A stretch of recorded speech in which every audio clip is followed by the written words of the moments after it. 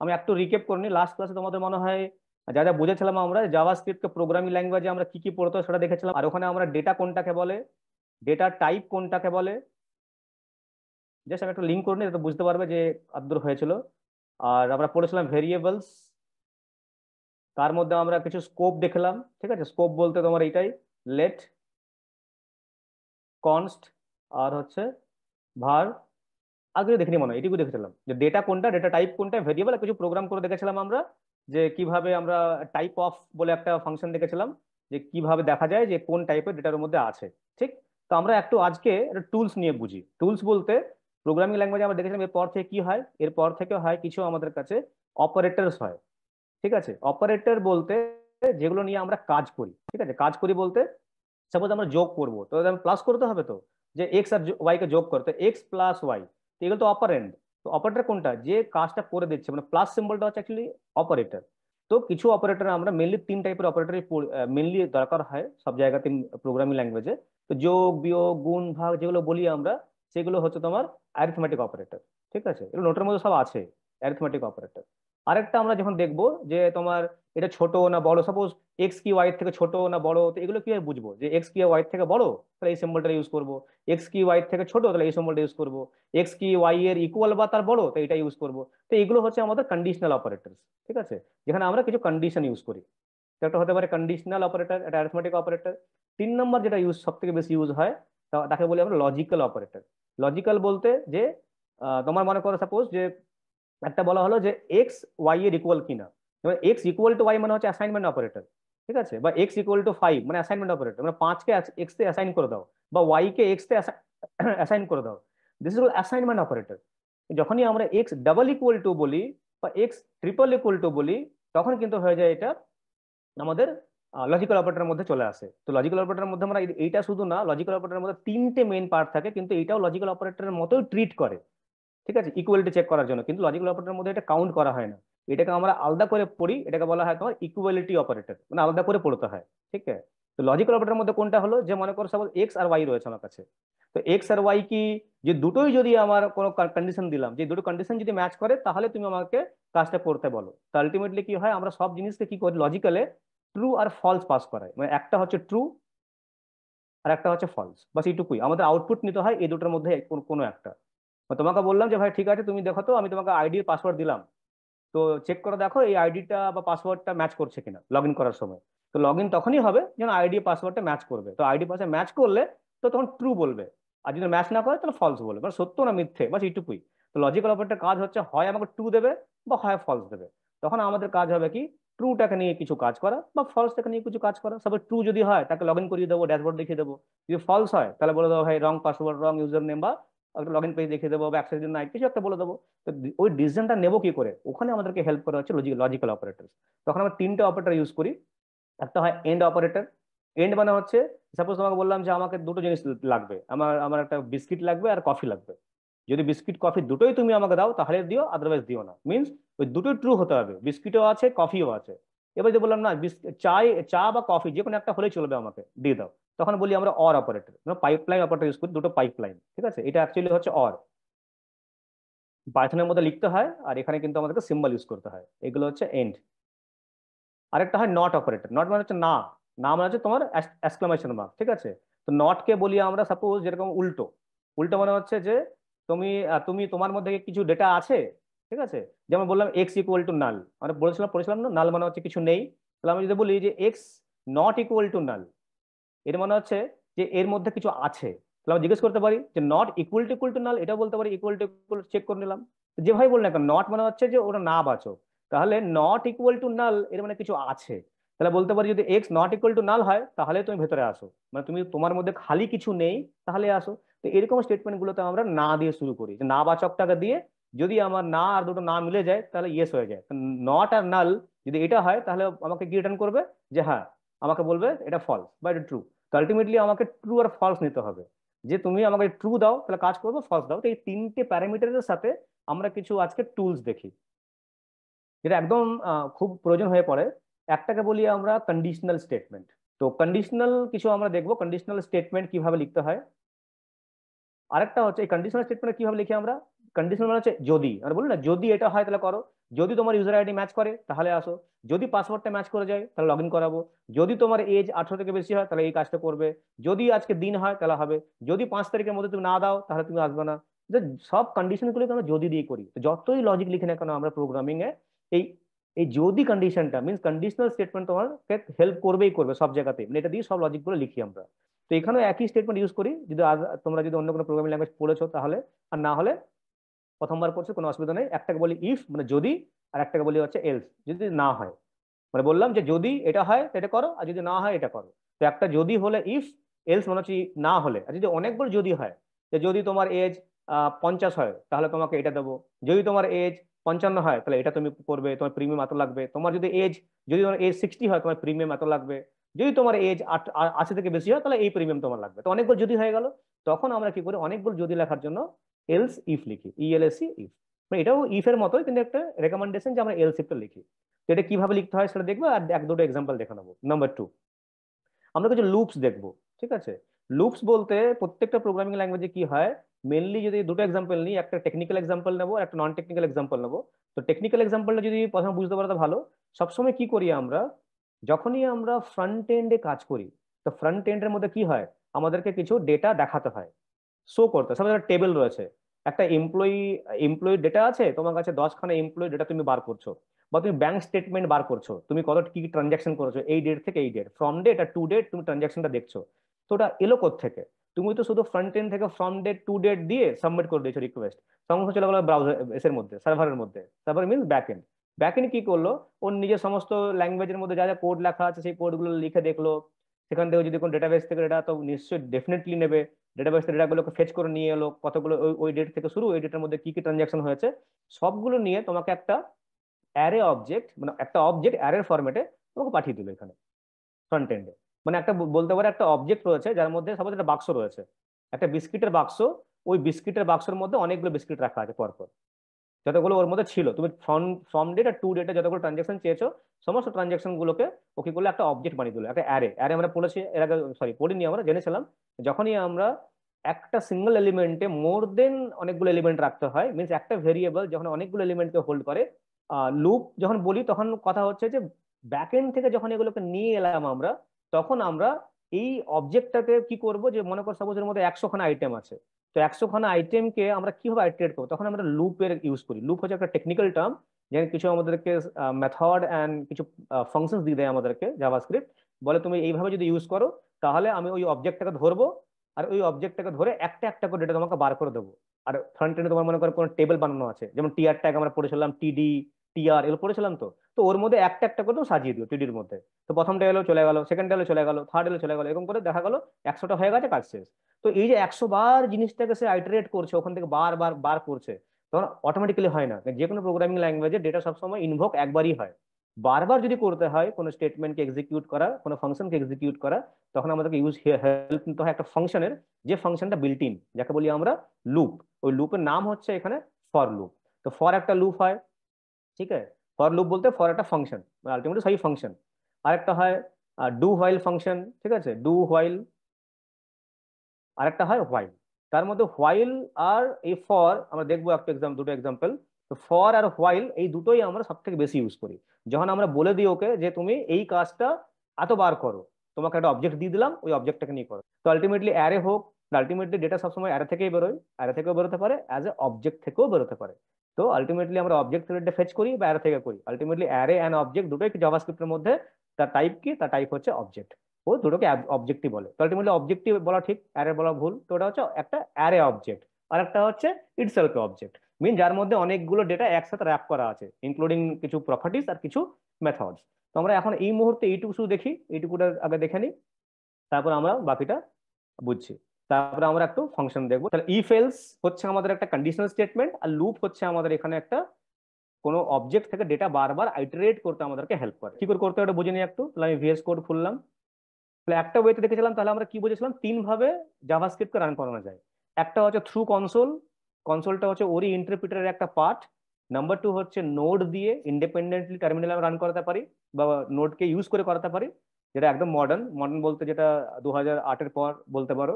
আর আরেকটা অপশন হচ্ছে যে সবসময় যেটা ছিল, যে আমরা এইচটিএমএল এর মধ্যে জাভাস্ক্রিপ্টকে ইনজেক্ট করি, আর ওই জাভাস্ক্রিপ্টের ফাইলটা এইচটিএমএল যখন ইনজেক্ট হয়ে গেছে, আর ওই এইচটিএমএল ফাইলটা তো ব্রাউজারে রান করবে, তো ব্রাউজার যখন রান করবে তো ব্রাউজার ঠিক বুঝে নেবে যে এর মধ্যে কোনটা এইচটিএমএল ট্যাগ, কোনটা সিএসএস ট্যাগ, আর কোনটা জাভাস্ক্রিপ্টের ট্যাগ। তো ওখান থেকে সে কোডগুলোকে রান করিয়ে দেবে। আর এটাই আমরা করি। আমরা যখন কোনো অ্যাপ্লিকেশন বানাই, তো আমরা অ্যাপ্লিকেশন সবসময় তো কি করি, সবসময় আমরা ট্রাই করি যে তোমার এইচটিএমএল ফর্মের থ্রুতেই ডেটাটা আমরা পাবো। আমরা কি করলাম, একটা ফোল্ডার বানিয়ে দিচ্ছি, ব্ল্যাঙ্ক ফোল্ডার, ঠিক আছে, একটা ব্ল্যাঙ্ক ফোল্ডার আমি জাস্ট ড্র্যাগ এন্ড ড্রপ করে নিলাম ভিএস কোডে, ঠিক আছে, আর কিছু করলাম না, জাস্ট একটা ফোল্ডার নিয়ে নিলাম একটা। এই ফোল্ডারটা চলে এসছে। এই ফোল্ডারটার মধ্যে আমি কি করব, জাস্ট এই ফোল্ডারটার ভেতরে একটা ফাইল বানাই, তার নাম দিয়ে দিই ইন্ডেক্স ডট এইচটিএমএল, ঠিক আছে। আর একটা ফাইল বানাই, তার একটা নাম দিয়ে দিই স্ক্রিপ্ট ফাইল। আর স্ক্রিপ্ট ফাইল আমি এই রুট ফোল্ডারের মধ্যে যেখানে জিএসটা রয়েছে সেখানে দিয়ে দিই মাই স্ক্রিপ্ট, মাই স্ক্রিপ্ট, মাই স্ক্রিপ্ট ডট কি হয় জেএস ফাইল। আমরা পড়েছিলাম জাভাস্ক্রিপ্ট হলো জেএস, এইচটিএমএল হলো এইচটিএমএল, আর সিএস হলো সিএসএস। জাভাস্ক্রিপ্ট ডট জেএস, আর এইচটিএমএল ডট এইচটিএমএল, আর সিএসএস ডট সিএসএস, এগুলো আমরা দেখেছিলাম। এবার যদি আমি এইচটিএমএল ফাইলটাকে এখানে একটা এইচটিএমএল এ নিয়ে আসি, বলের প্লেট নিয়ে আসি, এইচটিএমএল5, এইচটিএমএল5, জাস্ট একটা H1 ট্যাগের মধ্যে লিখে দিই, যেটা বুঝতে পারবো যে হ্যাঁ ডেটা এসছে, ঠিক আছে। জেস প্রোগ্রাম, এটা সেভ করে দিলাম। সেভ করে চলে যাচ্ছি আমি রাইট ক্লিক করে, আচ্ছা এর মধ্যে আগে ইনজেক্ট করে দিই, ইনজেক্ট বলতে লিঙ্ক করে দিই ফাইলটাকে। আমরা কি করব, স্ক্রিপ্ট ট্যাগের হেল্প নেবো, ঠিক আছে, স্ক্রিপ্ট ট্যাগের হেল্প নেবো। আর যে ফাইলটার নাম দিয়েছি মাই স্ক্রিপ্ট ডট জেএস, তাকে লিঙ্ক করে দিলাম, বাস এইটুকুই। তো ওর মধ্যে যা থাকবে কোড এখানে রান করবে। তাহলে এই এইচটিএমএল ফাইলটা রান করালে ও জাভাস্ক্রিপ্টের কোডগুলোকে তুলে তুলে ওখান থেকে নিয়ে আসবে। ঠিক, এটা সেভ করলাম। সেভ করে আমি জাস্ট এটাকে একটু ছোট করে দিই, এটাকে ছোট করে দিয়ে আমি এই যে উইন্ডোটা আছে, এই উইন্ডো আমি ক্রমের মধ্যে করছি, যে ক্রমের মধ্যে করলে এই মুহূর্তে অসুবিধা নেই আমার, যেহেতু আমি এই ফাইল দিয়ে কাজ করছি। তোমার কনসোলে কিন্তু তোমাকে এরর দিয়ে দেবে, মানে এররটা দেবে না আর কি, খুব কম এরর দেবে, কিন্তু এখান থেকে ট্রাই করলে তোমার খুব প্রবলেম নেই। তাহলে আমরা কি করব, আমরা করব হচ্ছে এই ফাইলটাকে ওপেন উইথ লাইভ সার্ভার করি, ঠিক আছে। লাইভ সার্ভার চলে আসছে, ফাইলটা আমার এখানে দেখা যাচ্ছে, যেটা H1 ট্যাগের মধ্যে আমি লিখেছিলাম, ঠিক। তাহলে এইটা কিন্তু লাইভ সার্ভারই করবে, কারণ জাভাস্ক্রিপ্টের যে কোডগুলোকে আমরা এইভাবে লিখি, ঠিক আছে, কোনো একটা ফাইলের থ্রুতে অনেক মেথড, অনেক ফাংশন, তোমার ডিরেক্টলি রাইট ক্লিক করে কোনো ফাইল খুলে দিলে ওখানে কিন্তু কাজ করে না। তখন তোমার কোনো লাইভ সার্ভার মিনস তুমি এই এইচটিটিপি প্রোটোকলে এসছো, এইচটিটিপি প্রোটোকলে এসে তুমি ফাইলটা রান করাচ্ছ, বাস এইটুকুই। তাহলে লাইভ সার্ভার যে এক্সটেনশনটা আমরা পড়েছিলাম সেটা আমরা নিয়ে এলাম। এবার দেখো আমরা যখন কনসোল লিখছিলাম, সাপোজ এখানে কনসোলটা খুলে নিই একবার, তোমার কনসোল, কনসোলে এলাম, ঠিক আছে, কনসোলে এলাম। এবার দেখো আমি এই কোডটা এখানে লিখেছিলাম, এখানে লিখতে পারি একটা জায়গা যেখানে লিখলাম কনসোল, ঠিক আছে, আমি এখানে লিখে দিই, তাহলে আমি কপি করতে পারবো এখান থেকে, ঠিক আছে। কি লিখলাম, আচ্ছা এখানে লিখি, দাঁড়াও আমি এখান থেকে নিয়ে যাই ফাইলটাকে, তাহলে আমার সুবিধা হবে। হুম। এবার দেখো আমরা কি করলাম, আমরা জাস্ট এই ফাইলটাকে আমি যদি এখান থেকে না লিখে আমি এখানে যে লিখছিলাম আগে আমরা, তো এখানে পেস্ট করতাম আর এখানে রান করাতাম, এটা আসছিল, আমার কোনো অসুবিধা নেই, আমার ফার্স্ট লেখাটা চলে এলো। এবার আমি এখান থেকে রান করাবো না, আমি কনসোল ডট লগই করবো, কিন্তু আমি চাইছি এবার ব্রাউজার থেকে করবো। জাস্ট ফাইল ইনজেক্ট করা আছে, জাস্ট ফাইলটাকে আমি সেভ করি, যে সেভ করবো দেখো আমার ফার্স্ট চলে এসেছে লেখাটা। নিচের লাইনটা ইগনোর করো, যেহেতু এটা লাইভ সার্ভারের এক্সটেনশন, ও কিছু এপিআই পাচ্ছে না তার জন্য। এই যে নিচে দেখছো ফার্স্ট লেখা আছে, ওই ফার্স্ট লেখাটা আমি যে চেঞ্জ করি এখন, যে ফার্স্ট ফ্রম জেএস, ঠিক আছে। এবার দেখো ফার্স্ট ফ্রম জেএস, এটা কিন্তু এবার এখান থেকে আসছে, কারণ এই ফাইলটা ইনজেক্ট রয়েছে এই এইচটিএমএল এর এই স্ক্রিপ্ট ট্যাগে। আমরা পড়েছিলাম যে দুভাবে আমরা জাভাস্ক্রিপ্টকে লিঙ্ক করতে পারি, একটা হয় তোমার ইন্টারনাল আর একটা হয় external, this is call external file. আর ইন্টারনাল হচ্ছে স্ক্রিপ্ট ট্যাগের মধ্যে তোমাকে লিখতে হবে এইটা। আর সিএসএস আমরা পড়েছিলাম তিন ভাবে করতে হয়, তো এইভাবে তুমি স্ক্রিপ্ট ট্যাগ লিখতে পারো, বা তুমি এখানে স্ক্রিপ্ট ট্যাগের মধ্যেই লিখতে পারো, তখন তোমার এই ফাইলটা ক্রিয়েট করতে হবে না। কিন্তু গুড অ্যাপ্রোচ হচ্ছে সবসময় একটা আমরা ফাইল বানিয়েই কাজ করি, যাতে আমার ফাইলটা ক্যাশ হয়ে যায় যখন এটা লোড হবে, আর আমার কন্ট্রোলটাও নিট এন্ড ক্লিন থাকে, ঠিক আছে। তো আমরা এইভাবে লিঙ্ক শুধু করে দিলাম, তাহলে আমরা এই কোডটা আমরা এই মুহূর্তে আর লিখে লাভ নেই। আচ্ছা আরেকটা সিনট্যাক্স আমি তোমাদের বলে দিই, আর ওই নোটটার মধ্যেও ছিল, আচ্ছা ওটা এখন বলে লাভ নেই, থাক, কনফিউজ হয়ে যাবে। আমি তোমাকে একটা বলেছিলাম ডকুমেন্ট ডট রাইট বলেছিলাম, আমরা ইউজ করি না। এবারে তাহলে আমরা এটা করলাম, হ্যাঁ এবার চলে যাই আমরা প্রোগ্রামিং এর এইবারে আমরা একটু নোডটাকে খুলি একটু। তাহলে আমরা কি বললাম যে কিভাবে জাভাস্ক্রিপ্টকে একটা নোডের থ্রুতে, ওটা দেখে নিয়ে আমরা জাস্ট একটা নোড কমান্ড লিখতে হয়, নোড লিখে ফাইল নেম লিখতে হয়, ওটা ইউজ হয় না, ওটা ইউজ কেস নেই। ঠিক আছে, ইউজ কেসটা হচ্ছে হয় কনসোলে লেখা, না হলে তুমি এইচটিএমএল এর মধ্যে লিখবে। তো এইচটিএমএল এর মধ্যে কি করে দেখলাম, এই এক্সাম্পলটা আমরা দেখলাম যে আমরা কি করবো, এই স্ক্রিপ্ট ট্যাগ, যেমন আমরা লিঙ্ক ট্যাগ পড়েছিলাম, ডিভ ট্যাগ পড়ি, H1 ট্যাগ পড়ি, সব ট্যাগ পড়ি। তো তো দুটো ট্যাগ রিজার্ভ থাকে, স্ক্রিপ্ট রিজার্ভ ফর হচ্ছে জাভাস্ক্রিপ্ট, তুমি এর মধ্যে জাভাস্ক্রিপ্ট ছাড়া কিছু লিখতে পারবে না, এটা script tag number one. Number two, link tag যেগুলো তো পড়ি সেগুলো কিছু অন্যান্য কাজের জন্য, কিন্তু মেনলি কাজ হয় তোমার ওখানে সিএসএস এর জন্য। এই দুটো ট্যাগ আমরা শুধুমাত্র দুটো টাইপের ফাইলকে লিঙ্ক করতে ইউজ করি, বা ডিরেক্টলি লিখতে ইউজ করি। স্টাইল ট্যাগের মধ্যে লিখতে ইউজ করি, লিঙ্কের মধ্যে সিএসএস ফাইলটাকে আমরা অ্যাড করতে পারি, যেটা আমরা আগে পড়েছিলাম। তো এটাকে আমরা দুভাবে করতে পারি, একটা script tag open, script tag close. এই কোড যখনই রান করে ব্রাউজারের মধ্যে, ব্রাউজার দেখে নেবে আচ্ছা এটা জাভা স্ক্রিপ্টের কোড, মানে এখান থেকে আমাকে জাভা স্ক্রিপ্টের ইঞ্জিনটাতে রান করাতে হবে এটা। আর বাকি কোডগুলো যেহেতু ট্যাগ, এইচটিএমএল ট্যাগ, বাকিগুলো আমার যে এইচটিএমএল যেটা রয়েছে সেটা। এবার দেখো, তাহলে আমরা স্ক্রিপ্ট ট্যাগের থ্রুতে আমরা ইনজেক্ট করি হচ্ছে জাভা স্ক্রিপ্টকে, এটা একটা। নাম্বার টু, আমরা এক্সটার্নাল ফাইল দিয়ে। তো এটা আমরা দেখছিলাম, এটা জাস্ট কপি করলাম এখান থেকে, জাস্ট এটা কপি করে নিলাম, তাহলে আমি এই এক্সাম্পলটা সবাই বুঝতে পারবে কি করলাম।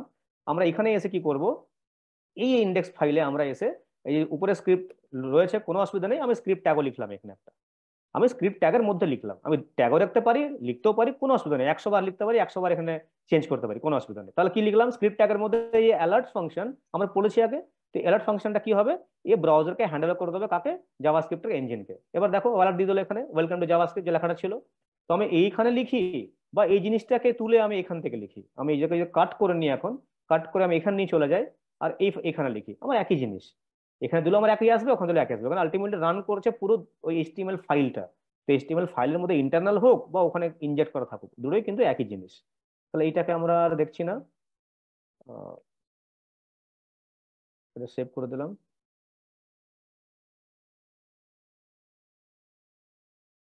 হুম, এবার আর আসবে না, ওখানে সেভ ছিল না, ওখান থেকেও নিচ্ছিল, এখান থেকেও নিচ্ছিল, দুটো ফাইল থেকে নিচ্ছিল। ঠিক আছে, এবার দেখো এটা, এটা এগুলো হচ্ছে একদম বেসিক, যে আমরা কমেন্ট কিভাবে লিখি। কমেন্ট মানে হচ্ছে ওই জিনিসটা যে সোর্স কোডের মধ্যে, সাপোজ আমরা কোডটা লিখছি, এই কোডের মধ্যে যে জিনিসটা ইন্টারপ্রিটারের কাছে যাবে না, যে জাভাস্ক্রিপ্ট পড়ছি তো ইন্টারপ্রিটারের কাছে যাবে না, কিন্তু আমরা লিখে রাখতে পারি। সাপোজ আমি যদি কিছু একটা লিখি যে দিস ইজ জাভাস্ক্রিপ্ট, বা দিস ইজ জাভাস্ক্রিপ্ট, যদি আমি এইভাবে লিখি তাহলে কি হবে, তাহলে ও বলবে যে আচ্ছা তুমি তো আমাকে এই কোডটা তো আমি বুঝলামই না কি লিখেছো তুমি। তো আমি কি করবো, আমি চাইছি এটা লিখতে, যে this is JavaScript coding example, suppose এটা দিলাম কোডিং এক্সাম্পল। এবার আমি চাইছি যে এইটা আমি লিখবো, যে আমি লিখতে চাইছি কার জন্য, আমি নিজের জন্য, পরে আমি এটা মনে রাখবো। বা এর নিচে আমি একটা লাইন লিখলাম যে this is alert, alert alert function, alert function definition, এটা লিখে দিলাম। এবার যদি এটা লিখি আমি, তাহলে আমি চাইছি দুটো লাইনকে বা একটা লাইনকে রাখতে চাইছি, কিন্তু কোডিং এ যাবে না, এটা মিনস ইন্টারপ্রিটারের কাছে যাবে না।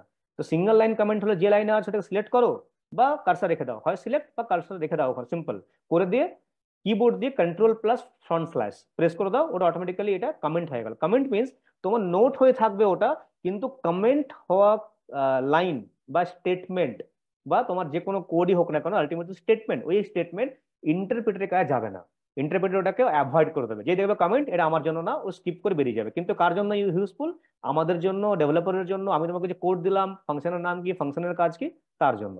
আচ্ছা মাল্টিলাইন লিখি আমরা, তো মাল্টিলাইনে একই, মানে কনসেপ্টটা সিম্পল, দুভাবে লেখা যায়। মাল্টিলাইন করতে গেলে ম্যানুয়ালি তুমি লিখতে পারো যে একটা অবলিক, তারপর একটা স্টার দিয়ে দিলে এখানে এভাবে, কোথায় অবলিক স্টার, আর নিচে নেমে যেখানে তুমি এটা ক্লোজ করবে সেখানে একটা স্টার আর অবলিক এটা দিয়ে দিলে, তাহলে কি মাল্টিলাইন হয়ে গেল। এবার তুমি এর মধ্যে যাই লেখো না কেন, ঠিক আছে, যে this is an this is an another line, ঠিক আছে, এটাও কিন্তু তোমার এখানে একটা অন্য লাইন অ্যাড হয়ে গেল। তো এটা তুমি মাল্টি লাইন, এর মাল্টি লাইন তুমি এইভাবে করতে পারো, না হলে তুমি ম্যানুয়ালি এটাকে এইভাবে করতে পারো, যে তোমাকে মনে রাখতে হবে না যে কি কিভাবে করতে হবে, কারণ এইচটিএমএল এ অন্যভাবে হয়, সিএসএস এ বা অন্য ল্যাঙ্গুয়েজ অন্যভাবে হয়, পাইথনে আবার অন্যভাবে হয়। তখন একটা জিনিস মনে রাখবে, জাস্ট সিলেক্ট করলে আর কন্ট্রোল দিয়ে অবলিক দিয়ে দিলে, যেটাও বেস্ট পসিবল ভাববে তোমার ভিএস কোড, ও অটোমেটিক্যালি ওটাই করে দেবে, কারণ এটা ভিএস কোড করছে। ঠিক আছে, এটা ইন্টারপ্রেটার করছে না, এটা ভিএস কোডের ফিচার। তো ভিএস কোড আমাকে এটা কমেন্ট করে দিয়ে দিল, এটাকে বলে কমেন্ট করা, যে কোডটা থাকবে সেই কোডটা এক্সিকিউট হবে না, বাট সোর্স কোড তুমি দেখতে পারবে। ঠিক আছে, তো source code is another thing, আর ইন্টারপ্রেটারের কাছে যেটা এক্সিকিউট হয় সেটা আনাদার থিং। তো আমরা এগুলো দেখেছি যে এগুলো লেট কনসোল ডট লগ এগুলো বলে নিয়েছি, এগুলো আর দেখার দরকার নেই। আমরা এটাও পড়েছি, ভ্যারিয়েবল অ্যান্ডার টাইপস পড়েছি, এগুলো দেখার দরকার নেই। এর মধ্যে এটা বললাম যে আমরা অ্যারিথমেটিক অপারেটর, কম্পারিজন অপারেটর আর লজিক্যাল অপারেটর এগুলো নিয়ে কাজ করি, ঠিক আছে।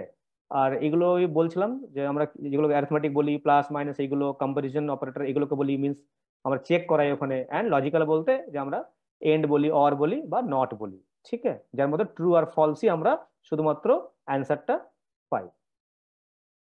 এইবারে আমরা এগুলো আমরা দেখেছি, অ্যালার্ট, প্রম্পট, কনফার্ম সব এগুলো বুঝে নিয়েছি আমরা, ঠিক আছে, এগুলো আমরা দেখেছিলাম। এটা আমরা দেখেছিলাম, এটা আমরা দেখিনি, এটা আমরা আজকে দেখছি না। এটা হচ্ছে HTML স্ট্রাকচার।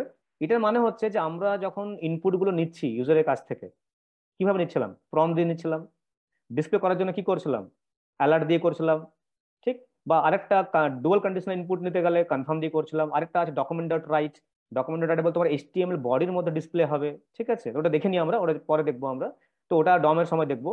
তো এগুলো হচ্ছে আউটপুট নেওয়ার জায়গা। এবার কিন্তু এইগুলো যখন জাভাস্ক্রিপ্টকে আমরা as a programming language use করি, তখন কিন্তু এগুলো ইউজ করি আমরা, অ্যালার্ট, প্রম্পট এগুলো।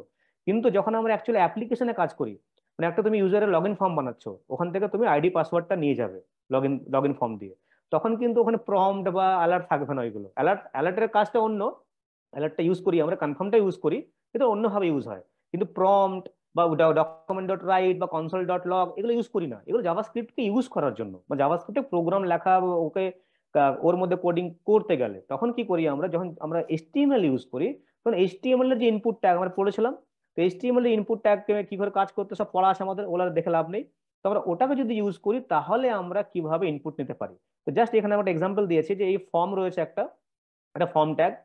আর ফর্ম ট্যাগের মধ্যে তোমার কিছু ইনপুটস রয়েছে, একটা নেম নিয়েছি, নেম ইকুয়াল টু নেম আর নেম ইকুয়াল টু ইমেল, আর আইডি রয়েছে, আইডি ইকুয়াল টু নেম আর আইডি ইকুয়াল টু ইমেল। সবসময় মনে রাখবে যে আমরা জাভাস্ক্রিপ্ট যখন ইউজ করি তখন ম্যাক্সিমাম আমরা রেফার করি বা প্রেফারেন্স দিই আইডি কে, মানে প্রত্যেকটা এলিমেন্টকে তুমি ইউনিক বানিয়ে দাও। আমরা জানি ইউনিক বানাতে গেলে আমরা তিন ভাবে করতে পারি মেনলি। বেসিক সিলেক্টর পড়েছিলাম, CSS selector, by ID, by তোমার class name, by tag name, এটা পড়েছিলাম। কিন্তু ট্যাগ নেম দিলে তো ইনপুট এটাও, ইনপুট ওটাও।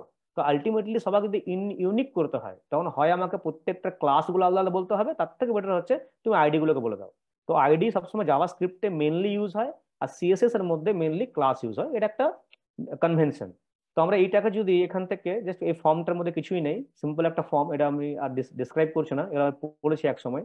আমরা কি করবে, ফর্মটা যেহেতু HTML এর পার্ট, তো আমরা এইটাকে একটু সরিয়ে দিই, আমরা এর মধ্যে এই ফর্মটাকে রেখে দিলাম। ফর্মটার মধ্যে কি আছে দেখার দরকার নেই, শুধুমাত্র একটা নেম ইকুয়াল টু নেম আর নেম ইকুয়াল টু ইমেল আর একটা আইডি দেওয়া আছে, আইডি দিয়ে জাভাস্ক্রিপ্ট এটাকে টানবে এখান থেকে, ঠিক আছে। তো ওই কোডটা কি লেখা আছে, কোডটা এই মুহূর্তে পড়ছি না আমরা, মানে জাস্ট কনসেপ্টটা বুঝে রাখছি যে ডম দিয়ে আমরা কি কাজ করবো নেক্সট দিন থেকে, সেটা যে আমরা এই ইনপুটটা নিলাম, এখানে একটা ফর্ম নাম দিলাম, একটা ইমেল দিলাম মনে করি। এবার তোমার এখানে হয়তো অনেক কিছু থাকতে পারতো, অনেক বড় ফর্ম থাকতে পারতো, যাই হোক না কেন আলটিমেটলি তুমি তো ইনপুট ট্যাগ গুলো থেকেই নিচ্ছ, হয় ইনপুট ট্যাগ বা রেডিও বাটন বা চেক বক্সেস বা ড্রপ ডাউন বা টেক্সট এরিয়া বা ইনপুট, এর ছাড়া আর কিছু হয় না। তুমি এগুলোর থেকে কিছু না কিছু ইনপুট নেবে। যখনই তুমি ইনপুট নেবে, যে সাবমিট ট্রিগার করবে, তুমি চাইছো এখান থেকে ডেটাটা আমি নিয়ে এবার কাজ করবো, তাহলে এই ডেটা তুমি হয়তো অ্যাজাক্স অ্যাজাক্স ইউজ করে সার্ভারকে দিতে পারো, বা তুমি কোনো ক্যালকুলেশনস করতে পারো এখানে ফ্রন্ট এন্ডে, যা কিছু করতে পারো, বা তুমি অ্যাজাক্স পাঠানোর আগে কিছু ম্যানিপুলেট করতে পারো। যাই কিছু করো না কেন, আমাকে প্রথমে কিন্তু ডেটাটাকে তুলতে হবে। এই তোলার কাজটাই হচ্ছে আমাদের ডমের কাজ, সেটা পড়বো যখন আমরা ডম, তখন জাস্ট এই কোডটাতে এইভাবে যদি ইনপুট নিই, তাহলে আমরা এর নিচে চাইছি একটা আউটপুট দেখাতে। এর নিচে যেটা আমি দিলাম সেই আউটপুটটা চাইছি নিচে দেখাতে, সেটা কি করে করবো? ওই কোডটা এখানে আমরা এই স্ক্রিপ্টে লিখবো। ওই কোডটা এখানে নিচে লেখা আছে, এই কোডটা এই মুহূর্তে বুঝতে যাব না আমরা, এইটুকুই কোড বুঝতে যাব না। একদম সিম্পল, একদম সিম্পলেস্ট কোড এটা ডমের, কিন্তু এখন বুঝছি না আমরা, হ্যাঁ, কারণ এখন বুঝলে আবার জিনিসটা কনসেপ্টটা অন্যরকম হয়ে যাবে। জাস্ট এটুকু লিখলাম, সেভ করলাম। এবার দেখো আমি জাস্ট নাম লিখলাম এখানে। এবার যদি আমি এখানে একটা একটা ইমেল আইডি সাবমিট করবো, দেখো নিচের লাইনে ডিসপ্লে হওয়া উচিত, কেন আমরা HTML ফর্মে বলেছি ডিপ ট্যাগটা নিচে আছে। এইখানে যদি যাও ইন্ডেক্সে, ইন্ডেক্সে বলেছি এর নিচে, এর নিচে ডিপ ট্যাগটা আছে। ডিপ ট্যাগটা এখানে দিয়েছি, ডিপ ট্যাগ উপর তুলে দিত, উপরের আউটপুটটা আসবে। এখন কি করবো, এটাকে সেভ করলাম, আমি জাস্ট এখানে একটা ভ্যালু দিলাম আর সাবমিট করলাম। দেখো নিচে একটা লেখাটা আসছে, কিন্তু লেখাটা করতে গেলে সন্দীপ আর মেল আইডিটা ও ওটাকে সিলেক্ট করে টার্গেট করে কোন ইনপুট ট্যাগের মধ্যে কি ছিল ও নিয়ে চলে আসছে, মানে এখন জাভাস্ক্রিপ্টের কাছে ডেটাটা চলে আসছে। This is the simplest example, ঠিক আছে। এবার তুমি যদি চাইতো না এর উপরে রাখবো, তুমি যেখানে আউটপুটটা দেখাতে চাইছো সেই আউটপুটটা আমি সাজিয়েছি ওখানে, ঠিক আছে, আর কিছুই না। এটা উপর করে দিলাম, এখন আমার যে সেভ করে কিছু পাবে না। এবার জাস্ট যখনই আমি এটা পুট করব, তখন তার উপরে সে আমি এটা আমাকে দিয়ে দেবে। দেখো উপর চলে আসছে ডেটাটা। তো যেখানে রেখেছি আমি ওখানে জাস্ট ডিসপ্লে করাচ্ছি, আর কিছুই না। ঠিক আছে, এখানে যদি বিআর ট্যাগ দিয়ে দিতাম, আমরা পড়েছি বিআর ট্যাগের কাজ কি। বিআর ট্যাগ সবসময় আমাদের এইচটিএমএল এ কাজ করে লাইন ব্রেক করার জন্য। এবার কি হবে, ওই গ্যাপটা যেহেতু চলে আসছে, তাহলে আমি একটু ক্লিয়ারলি বুঝতে পারবো, বাস এইটুকুই। তো এই কন্ট্রোলটাই হচ্ছে অ্যাকচুয়ালি ডমের কন্ট্রোল। ডমের অনেকগুলো মেথড অনেক আছে, ওগুলো আমরা পরে দেখবো। তো প্রোগ্রামিং এর মধ্যে যে এইটুকু বুঝে নিলাম যে আলটিমেটলি এইচটিএমএল টা দিয়েই, এবার এইচটিএমএল টাকে তুমি সিএসএস দিয়ে সুন্দর করে দাও, ডিজাইন করে দাও। জানলাম যে আমরা এইভাবেই আলটিমেটলি জাভাস্ক্রিপ্ট দিয়ে যদি কন্ট্রোল নিতে হয়, তাহলে আমরা ফর্মের সাথে কাজ এভাবে করতে পারবো। আমি জাস্ট এটা কমেন্ট করে দিলাম। কমেন্ট হলো না কেন, বাই দ্য ওয়ে দাঁড়াও, এটা পার্ট পার্ট রয়েছে। আচ্ছা, এইটাকে আলাদা রাখি একটু, ডিফটাকে।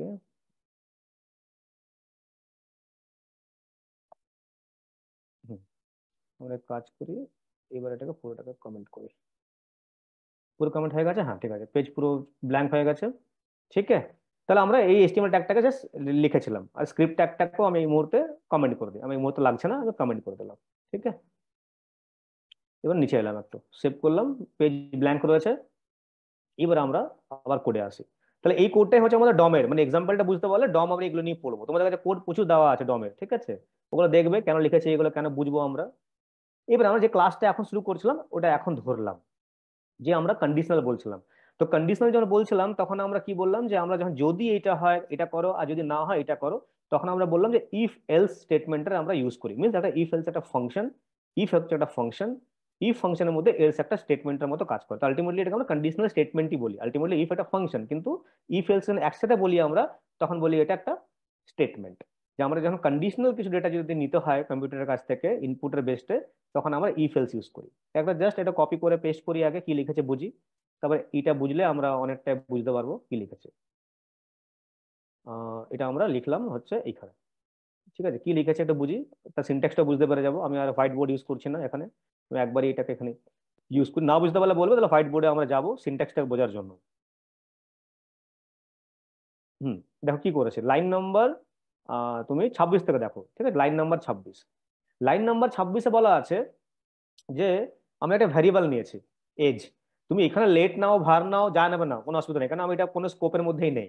না ব্লক স্কোপ, না গ্লোবাল, না ফাংশন, কিছু বুঝতে পারছি না কেন এ কোনো ফাংশন টাসে বানাইনি কিছু। তো আলটিমেটলি এটা গ্লোবাল স্কোপই হলো, এই পুরো পেজের মধ্যে গ্লোবাল স্কোপই আছে ওটা। ঠিক, তো এখানে তুমি লেট লেখো, ভার লেখো, যা লেখো, কোনো অসুবিধা নেই, কারণ এই ভার লিখলেও ও ইফের মধ্যে আসবে, লেট লিখলেও ভার ইফের মধ্যে আসবে, কনস লিখলেও ইফের মধ্যে আসবে। ঠিক আছে, তাহলে জাস্ট প্র্যাকটিসটা হচ্ছে লেট আর কনস দিয়ে করবে, ভার্বটাকে অ্যাভয়েড করাই করে দাও, মানে ভার্বটাকে রেখো না, যেহেতু জাভাস্ক্রিপ্ট নিজেই বলে যে ওটা ডেপ্রিকেট করে দেওয়া হয়েছে।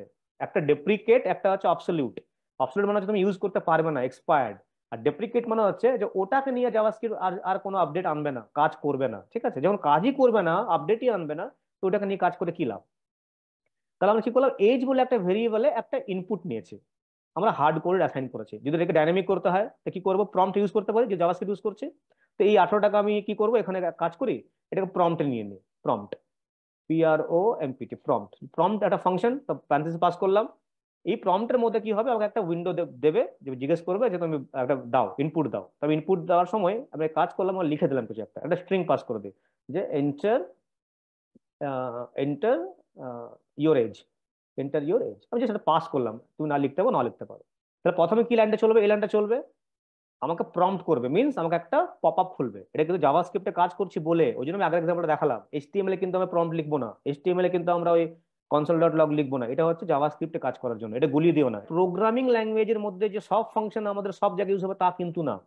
যেমন আমাদের বাড়িতে আমরা দেখবে 3-4 রকমের শুজ পরি। একটা হয়তো বাড়িতে পরার শুজ থাকে, চপ্পল থাকে বা জুতো থাকে। একটা হয়তো তুমি কোথাও ঘুরতে গেলে তার জন্য শুজ থাকে, অফিস যাওয়ার শুজ থাকে। তো ডিপেন্ড করছে তুমি কোনটা কোথায় পড়ছো।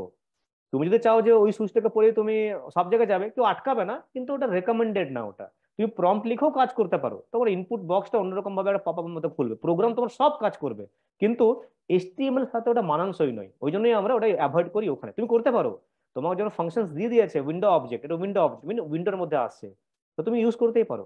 ঠিক, ইউজ করতে নেই কেন, যে আমরা এইচটিএমএল আমাদের খুব ভালো কন্ট্রোল দিয়েছে ইনপুট ট্যাগস গুলো। তাহলে প্রম্পট মানে হচ্ছে ইনপুটটা আমরা নেব। এবার বলছে ইফ, ইফ মানে হচ্ছে কন্ডিশনটা আমি এভাবে লিখি এখানে। ঠিক আছে, আমি এর মধ্যে লিখি, কনসেপ্টটা হচ্ছে ইফ আর একটা function, mean first bracket open, first bracket close, line number 42 দেখো। ঠিক আছে, আমি হোয়াইট বোর্ডে খুলছি না। তাহলে ইফ, এটা বলা হলো, ইফ এর মধ্যে যেটা থাকবে সেটা হচ্ছে কন্ডিশন, এইটাকে তুমি ম্যাচ করাও। ইফের মধ্যে যদি কন্ডিশন, এই কন্ডিশন যদি ট্রু হয়, কন্ডিশন যদি ট্রু হয় তাহলে এর মধ্যে স্কোপ শুরু হবে। স্কোপ কিভাবে লিখতে হয়, কার্লি ওপেন কার্লি ক্লোজ, বুঝলে এইভাবে। এই কার্লি ওপেন কার্লি ক্লোজের মধ্যে কি থাকবে, এর লজিক, মানে তুমি যা আউটপুট করতে চাইছো বা তোমার কোডস, তুমি যা এক্সিকিউট করবে, যা তুমি দেখাতে চাইছো ইউজারকে, যদি এটা হয় তাহলে তুমি এটাকে লিখবে, বাস এইটুকুই। তো এই কন্ডিশনটা যতক্ষণ ট্রু হবে ততক্ষণ তোমার এটা চলবে। কন্ডিশন যখন ফলস হয়ে যায়, তার নিচে একটা ইফের সাথে একটা এলস থাকে। এলস মানে যদি না হয় তাহলে এলস, এলস এর মধ্যে কোনো কন্ডিশন থাকে না। ইফ ফলস হলে এর ব্লক অফ স্কোপ শুরু হয়ে যায়, যেটা একটা স্টেটমেন্ট একটা। ইফ এলস এর মধ্যে হচ্ছে এটা কোড, লিখতে পারো এটা কোড, তুমি যা লিখবে এখানে। তো ইফ যদি না চলে তাহলে তোমার এলস চলবে, মানে বলা হচ্ছে যদি তোমার পাসওয়ার্ড ম্যাচ করে তাহলে তোমাকে লগ ইন পেজ দেবো, আর যদি না চলে তাহলে দেবো না। তো দেবো না কথাটা বলা, সেটা অন্যভাবে হতে পারে, যে তোমাকে একটা লগ ইন পেজ দেখাবো, বা তোমাকে অ্যাক্সেস ডিনাইড লিখবো, বা তোমাকে যে বলবো যে তুমি আবার লগ ইন করো, কিছু একটা। তো যা পাস করতে চাইছি সেইটা হবে এইটা। আরেকটা কনসেপ্ট হতে পারে কিরকম, যাকে বলে আমরা নেস্টেড ইফেলস। আমি এগুলো বলে রাখছি এই জন্য যে প্র্যাকটিক্যাল করে দেখবো তো বুঝে নেবো একবার। নেস্টেড ইফেলস মানে হচ্ছে যে এটাও তো হতে পারে যে একটা ইফ যদি ট্রু হয় তার মধ্যে আবার চেক করাবো। সাপোজ বললাম যে তুমি ইউজার আইডিটা বলো, ইউজার আইডি আমি চেক করলাম যে হ্যাঁ ম্যাচ করছে, তাহলে প্রথম কন্ডিশন লিখবো ইফ ইউজার আইডি যদি ম্যাচ করে যায় তাহলে হচ্ছে তুমি ভেতরে আসো, তাহলে বলে পাসওয়ার্ড যদি ম্যাচ করে যাও তাহলে আসো। ঠিক আছে, তো ইউজার আইডিটা হচ্ছে একটা ইফ, তার মধ্যে আরেকটা ইফ থাকবে, যদি ওটা হয়ে যায় তাহলে আমি তোমাকে ঢুকতে দেবো, আদারওয়াইজ তোমাকে যে ইফের মধ্যে তুমি এখন আছো, যেমন একটু আগে বললাম না যে একটা ফাংশনের মধ্যে ফাংশন, ওইরকমই একটা ইফের মধ্যে, মানে এই ইফ যদি ফলস হয় তাহলে এই ইফের বাইরে রয়েছে এই এলসটা, মানে এর প্যারালাল সিবলিং, তখন কিন্তু এই এলসটা চলবে। এবারে এই ইফের মধ্যে মনে করো আরেকটা ইফ থাকতো এখানে, যে এই ইফটা কন্ডিশন ট্রু হয়ে গেলে ও আরেকটা ইফে ঢুকবে, তাহলে আরেকটা ইফ দিয়ে দিলাম এখানে, আরেকটা ইফ এর মধ্যে আরেকটা কন্ডিশন। এবারে এই ইফটা যদি কন্ডিশনটা ম্যাচ করে তাহলে এটা এই এই ভেতরে কোডটা চলবে। এটা হচ্ছে তোমার নেস্টেড নেস্টেড নেস্টেড ইফ। আর যদি এটা ফলস হয়ে যায় তাহলে এর নিচে কোথায় গেল, এর নিচে এই এলসটা, এই এলসটা হচ্ছে এর পার্ট। ঠিক আছে, তাহলে এটা নেস্টেড এলস। এলস মিনস কি হলো, যে এই ইফের মধ্যে এই ইফটা যদি ট্রু হয় তাহলে ওখানে ঢুকবে ভেতরে, তারপর আবার যদি ইফ থাকে আবার চেক করবে, তাহলে এই ইফটা যদি ফলস হয় এখন তাহলে এই এলসটা আসবে, যে তোমার এটা চললো না। মানে বাইরের এলসটা কিন্তু আসবে না, বাইরের এলসটা হচ্ছে এর। তো এগুলো একটু লক্ষ্য লক্ষ্য রাখবে যে কার মধ্যে লিখছো। তাহলে উপরের ইফটা হচ্ছে প্যারেন্ট, তো প্যারেন্ট যদি ভুল হয় তো প্যারেন্টের এলস আসবে। এবার এই প্যারেন্টের মধ্যে প্রথম হচ্ছে এই ইফটা, তো এটা হচ্ছে চাইল্ড, এই চাইল্ডটা যদি ইফ ফলস হয়ে যায় তাহলে এই এলসটা চলবে। এবার যদি মনে করো অনেকগুলো আমার কাছে থাকে ইফ এলস, যে একটা ইফের মধ্যে আরেকটা ইফ আরেকটা, তবে এই এক্সাম্পলটা দেওয়া আছে যে এই একটা কন্ডিশন যদি ম্যাচ করে তাহলে কাজ করবে, তাহলে বলা আছে আরেকটা কন্ডিশন ম্যাচ করো, একই মানে একই সত্তা রয়েছে, এটা ভেতরে কিন্তু নেই। নিচের এক্সাম্পলটা হচ্ছে নেস্টেড, একটার মধ্যে একটা, ওই জন্য আমি আরেকবার ইফ লিখলাম আরেকবার এলস লিখলাম। এখান থেকে এলস ইফ লিখেছি। এলস ইফ মানে হচ্ছে যখন তুমি ইফের মধ্যে অনেকগুলো ইফ লিখবে, যেমন এটা বাইরের ইফটা রয়েছে, আবার এরই সিবলিং মানে এরই ভাই বোন হচ্ছে এইটা, তাহলে আমি বলছি একবার চেক করো যে এজ তোমার 18 থেকে কম কিনা, যদি কম না হয় তা আরেকবার নিচে চেক করো, আবার চেক করে এর মধ্যে আছে কিনা। যদি তা না পাও এলস মনে হচ্ছে লাস্ট স্টেটমেন্ট, যখন কিচ্ছু ম্যাচ করবে না তখন এলসটা অটোমেটিক্যালি রান করে যাবে। ঠিক আছে, তো এটা হচ্ছে সিম্পল একটা ইফ এলস এর এক্সাম্পল।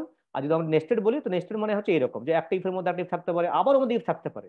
ঠিক আছে, তো এইভাবে যদি আমরা করি তাহলে আমরা বলতে পারবো যে এটা নেস্টেড ইফ এলস এর এক্সাম্পল। এবার দেখো আমরা কি করলাম, এটাকে সেভ করি। আমরা এবারে একটা প্রম্পটের থ্রুতে একটা ইনপুট নিই, দেখো প্রম্পট লিখেছি তো উপরে বলছে enter your age, enter age pass করেছি। এবার দেখো আমি যদি বলি 17, কেন, যদি বলা আছে যে লেস দেন 18, 18 থেকে যদি কম হয় তাহলে তোমার এই প্রথম ইফটা চলবে, মানে এই ইফটা চলবে। যদি 17 আমি এন্টার করি এখন তাহলে দেখা যাক হচ্ছে কিনা। তাহলে ওকে করলাম, কি এলো কনসোল লগে ইউ আর এ মাইনর, মানে যা যা আমরা পাস করে রেখেছি এইটা। এবার যদি বলা হচ্ছে যে তোমার এজ যদি 18 থেকে বেশি হয় 65 থেকে কম হয়, মিনস আমি 18 ইকুয়াল, যে গ্রেটার দেন ইকুয়াল টু, মানে হচ্ছে 18 বা তার ইকুয়াল, অ্যান্ড 65 থেকে ছোট। অ্যান্ড মানে হচ্ছে দুটোই ম্যাচ করতে হবে, এটাও ম্যাচ করতে হবে এটাও ম্যাচ করতে হবে অ্যান্ড মানে, আর অর মানে যে কোনো একটা। ঠিক আছে, তো অ্যান্ড মানে হচ্ছে যে 65 থেকে ছোটও হতে হবে আর 18 থেকে বড়ও হতে হবে। যেমন যদি বলি আমি 66, তো 66 প্রথমটা জাস্টিফাই করে দিচ্ছে ট্রু, যে এজ তো 18 থেকে বড়, তো 66 ট্রু। কিন্তু পরেরটা যখন চেক করছে যে 66 তো 65 থেকে ছোট হয় না, তাহলে ফলস হয়ে গেল। তাহলে একটাও যদি ফলস হয়ে যায় এন্ড এর মধ্যে, আলটিমেটলি কি ট্রু করবে, ফলস। তো ফলস হলে যে কোনো লুপ চলে না, তো ফলস হলে কি হবে, এই এল শিফট আর চলবে না। তাহলে প্রথমে যদি আমি এখন 66 দিই, এবার দেখো রান করাই, যদি 66 দিয়ে দিই এখানে, তাহলে কি হবে ভালো করে বোঝো লজিকটা। প্রথমে ঢুকলো 66, এখানে ইফ, ইফ বলছে ভাই আমি তো 18 থেকে ছোট নই, তাহলে এটা ফলস। তা কি বললাম, ইফ যদি কন্ডিশন ফলস হয়ে যায় তাহলে এই ইফ চলবে না, ইফের যে ব্লক রয়েছে means curly open curly close চললো না। আবার এখানে এখানে এলো 34 নম্বর লাইনে এলো, ও আবার বলছে ঠিক আছে আমি তো 18 থেকে বড় ঠিকই, কিন্তু আমার কাছে এন্ড অপারেটর লাগানো আছে, আমাকে আরেকবার চেক করতে হবে। তো এন্ড দিয়ে তুমি দুটো না, যত খুশি তুমি কন্ডিশন দাও, 10টা কন্ডিশন দাও, কিন্তু 10টাই যদি আমি এন্ড দিয়ে লিখি, এর মানে হচ্ছে 10টাই আমাকে ট্রু দিতে হবে। যদি একটাও ফলস হয়ে যায় তাহলে কিন্তু এই কন্ডিশনটা ফলস। তাহলে কি হলো, 18 থেকে বড় কিন্তু 65 থেকে ছোট নয়, এটা তো এটা চলা উচিত না। কোনটা চলা উচিত, যদি কখনো একটা ম্যাচ যদি না করে তখন এলস পার্ট যদি লিখি আমরা, তাহলেই কিন্তু ডিসপ্লে হবে। এলস লিখতে হবে তার মানে নেই, এলস লিখলে একটা এলস লিখতে হয়। এখন যে এলস লিখেছি বলে কি হবে, এটা রান করলে কি আসবে, you are a senior citizen, এটা আসা উচিত। এবার যে মনে করে লিখলাম না, কোনো অসুবিধা নেই, যদি না লিখি তো এটা আউটপুটটা পেতাম না। এবার দেখো আমি যাই লিখে নি কেন, সাপোজ 90 লিখলাম, তো যাই লিখে নি কেন আমার কোড রান করলো না, দেখো ব্ল্যাঙ্ক, কিছুই নেই। কেন? কেননা ও দেখলো এটাও ফলস, এই ইফটাও ফলস, এই এলস ইফটাও ফলস, ওদের আর আর কিছু এক্সিকিউশন নেই আমার কাছে, বন্ধ করে দিলো। তো এলস তখনই রান করে যখন তোমার যে ইফ গুলো রয়েছে, যতগুলো ইফ, তো মাল্টিপল ইফ হলে আমরা এলস ইফ লিখি পরেরটা। তুমি চাইলে একটা ইফ লিখতে পারতে, সাপোজ এটাকেও ইফ করতে পারতে, এটাও ভ্যালিড। এখন যদি রান করো একই ভ্যালিড, কিন্তু এটা লিখতে নেই, এটা রেকমেন্ডেশন যে একটা ইফ থাকবে পুরো প্রোগ্রামের মধ্যে, মানে মেন লুপের মধ্যে, মেন লুপের মধ্যে একটা ইফ থাকবে, আর মাল্টিপল এলসিফ থাকতে পারে, মাল্টিপল এলসিফ থাকবে আর একটাই এলস থাকবে ওই লুপের মধ্যে। এটা হচ্ছে কনভেনশন। এইবার যদি মনে করো এই ইফের মধ্যে তুমি লিখছো, তখন তুমি আবার ইফ এলস দিয়ে শুরু করবে, আবার ওই ইফ এলস এর মধ্যে অনেকগুলো ইফ আছে, তখন তুমি আবার এলস ইফ লিখবে, তখন মনে হবে যে ওইটা আরেকটা ফ্রেশ কোড। যখন একটা ইফের মধ্যে আরেকটা ইফ এলস নিচ্ছে, ওটা একটা এরকমই একটা মেইন কোডের মতো তৈরি হয়ে যাচ্ছে। ঠিক আছে, এবার যে মনে করো সাপোজ আমরা চাইলাম যে এরকম করি, একটা নেস্টেড ইফ এলস এক্সাম্পল নিই। সাপোজ প্রম্পট করলাম, আর মনে করো আমরা দিচ্ছি যে সাপোজ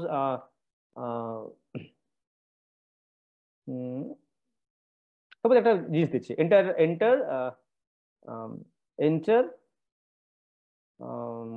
এন্টার ইউর পাসওয়ার্ড। ঠিক আছে, এক্সাম্পল দিয়ে বোঝাচ্ছে, আর কিছুই না, এন্টার ইউর পাসওয়ার্ড। এবার দেখো যে এন্টার ইউর পাসওয়ার্ড লিখি, তাহলে আমি যদি এই যে এজের মধ্যে রেখেছি ভ্যারিয়েবলে যা নাম দাও, এবিসি দাও, যাই দাও, তা আমরা বলতে পারি যে পাসওয়ার্ডের মধ্যে যা দেবো, যদি সাপোজ এইভাবে লিখি যে এজের মধ্যে যেটা আছে এখন ডাবল ইকুয়াল টু, যদি আমার এইটা হয়ে যায় যে আমি লিখলাম যে 1 2 3 4 5, বা আমি পাসওয়ার্ডটাকে লিখি যে আমি দিয়েছি PASS পাস, যদি এইটা হয় তাহলে তুমি বলবে যে ওয়েলকাম টু, জাস্ট লেখা পাস করে দিচ্ছি, ওয়েলকাম টু ড্যাশবোর্ড। আর যদি না হয় এলস, যদি না হয়, জাস্ট একটা এক্সাম্পল দিচ্ছি, যদি না হয় তাহলে বলবে তুমি এখানে, এখানে বলবে হচ্ছে তুমি রং পাসওয়ার্ড বা অ্যাক্সেস ডিনাইড, অ্যাক্সেস ডিনাইড, বাস এইটুকুই। এবার দেখো আমি যদি এটাকে সেভ করি, তোমাকে ইনপুট নেবে একটা, ইনপুট নিয়ে যদি আমি লিখি PASS পাস, তাহলে কি বলবে আমাকে, ওয়েলকাম টু ড্যাশবোর্ড। এবার অন্য কিছু দিয়ে আমি মনে করো রান করাচ্ছি, অন্য কিছু দিলাম এখানে, আমি 1 2 3 4 বা কিছু একটা ভুলভাল দিলাম, তাহলে কি বলবে, অ্যাক্সেস ডিনাইড। তো আলটিমেটলি এইটার মধ্যে যদি আরেকটা তুমি করতে, যে পাসওয়ার্ড নেওয়ার পর তুমি আর ইউজার নেম বা ইউজার নেম নিয়েছো, তোমরা ট্রাই করবে এই ইফের মধ্যে আরেকটা প্রম্পট লিখবে, ওখানে তুমি পাসওয়ার্ডটা নেবে, মানে প্রথমে ইউজার আইডি নাও, যে ম্যাচ করে যায় তো লুপে ঢুকাবো, পাসওয়ার্ড ম্যাচ করে গেছে আপন লুপে ঢুকাবো। তো নেস্টেড ইফ এলস, তো এইগুলোই আলটিমেটলি কি হয়, রিয়েল টাইমে আমরা এই ইফ এলসটাই সব থেকে বেশি কাজে আসে। প্রম্পট মানে হচ্ছে সানি, প্রম্পট হচ্ছে সি প্রোগ্রামিং এ যদি তুমি print f, sorry scan f, C তে যদি লিঙ্ক করো তাহলে স্ক্যান এফ। ঠিক আছে, সি তে আমরা স্ক্যান এফ বলি, এখানে আমরা প্রম্পট বলি, আর পাইথনে ইনপুট বলি।